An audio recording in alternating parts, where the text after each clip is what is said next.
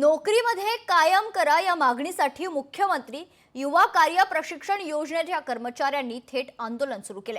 सांगलीतल्या कृष्णा नदीच्या काठावर बेमुदत उपोषण सुरू आहे। राज्यातील वेगवेगळ्या जिल्ह्यातील हजारो प्रशिक्षणार्थी कर्मचारी हे सांगलीत दाखल झाले। दरम्यान याबाबत तुकाराम महाराज यांच्याशी बातचीत केली आमचे प्रतिनिधी संजय देसाई यांनी। पाहूया।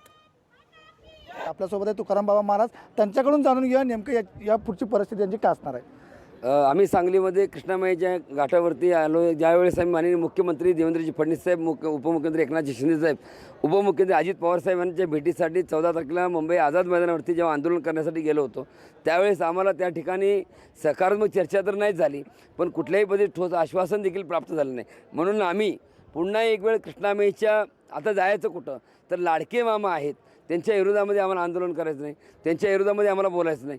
लाडके मामाने जो शब्द दिला तो शब्द पाळावा म्हणून आम्ही आईकडं, कृष्णामाईकडं जे कुशीत घेते त्या कृष्णामाईकडं आम्ही आलो।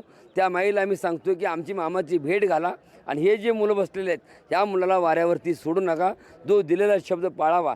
यासाठी आमचं आजपासून अमरण उपोषण ह्याच कृष्णामाईच्या घाटावरती असणार। आणि इथं आम्ही जवळपास आमची हक्काची भाकर प्राप्त होत नाही, सरकारकडून ठोस निर्णय मिळत नाही, तोवरपत्र सकारात्मक चर्चा होत नाही, तोवरपत्र आम्ही ही कृष्णामाई सोडणार नाही। आणि माईपाशी बसून इथून जे काय होईल ते कृष्णामाई आम्हाला पूर आला तर झाडावर चढू नाहीतर होडीत बसून जाऊ, पण आम्ही ही जागा सोडणार नाही, ही आमच्यावर निर्णय ठाम आहे।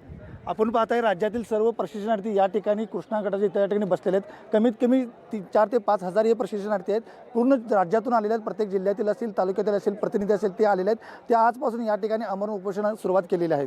आणि आपल्यासोबत हे तुकाराम बाबा त्यांचं नेतृत्व करत। कॅमेरामॅन सुजितसह संजय देसाई, लोकशाही मराठी, सांगली। 11 महिन्याचं जेव्हा प्रशिक्षण दिलं तर तुम्ही आम्हाला तिथे स्थायिक ठेवा, आम्हाला इकडे तिकडे वन फिरवू नका, कारण तुम्ही आमच्या पोटाची भाकर तोंडाजवळ आणली आणि आता ती भाकर तुम्ही हिसकावून घेता।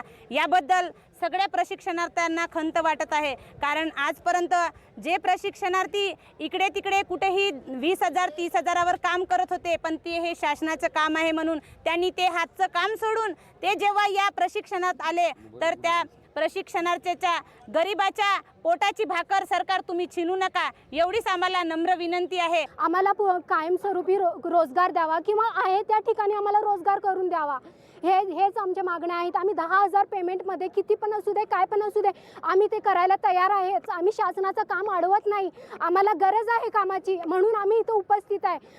आम्हाला काम द्या, आम्हाला ते स्थायी स्वरूपाचं रोजगार द्या। कधीपर्यंत आम्ही असं बेरोजगार होऊन प्रशिक्षणार्थी फिरणार? आम्ही बेरोजगार आहेच ते आहे, प्रशिक्षण बेरोजगार ती रोजगार म्हणून कधीपर्यंत फिरणार प्रशिक्षण घेऊन।